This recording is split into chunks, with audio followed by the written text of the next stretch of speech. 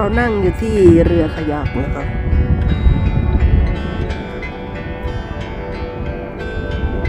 คืนนี้เรานอนตรงนี้ค่ะมีเพื่อนบ้านด้วย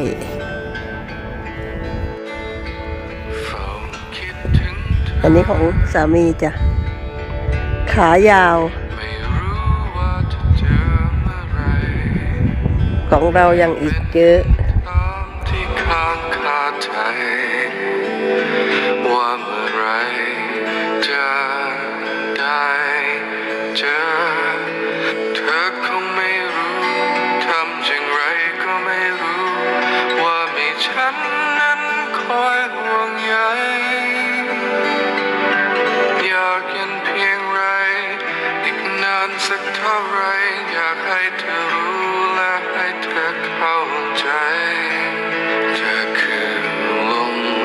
หายใจเธอคือทุกอย่างจะรักเธอไม่มีวันทางไปจากใจก็เพราะเธอ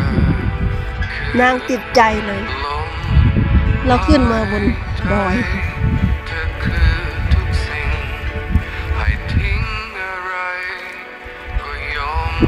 แกไม่มีรองเท้าแกกลัวหินใจฉันจะมีแต่เธอ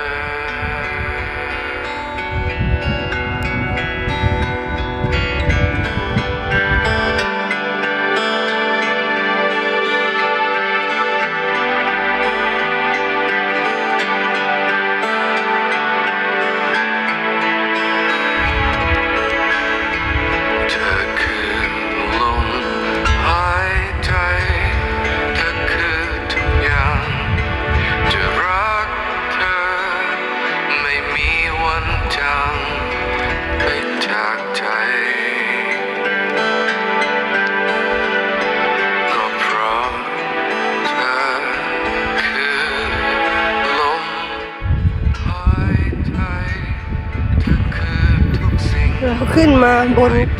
เนินเขาแกอยู่ข้างล่าง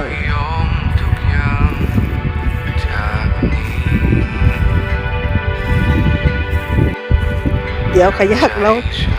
ลองไปตามลมดูนะคะเห็ดเนี่ยเห็ดเยอะมากฝั่งนี้แต่ไม่รู้ว่าเห็ดอะไรแต่ชอบมาดูหน้าตาเหมือนอะไรก็ไม่รู้เนี่ย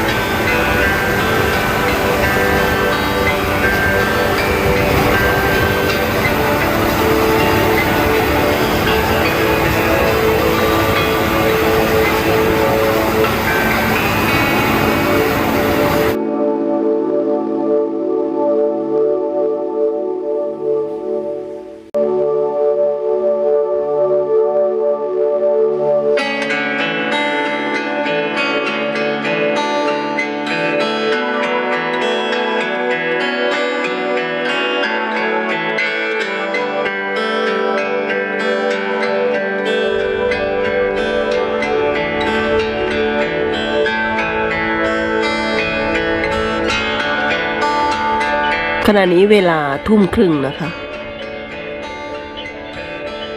ลมค่อนข้างจะแรงมีนมมานอนเต็นท์ข้าง รถบ้านเรา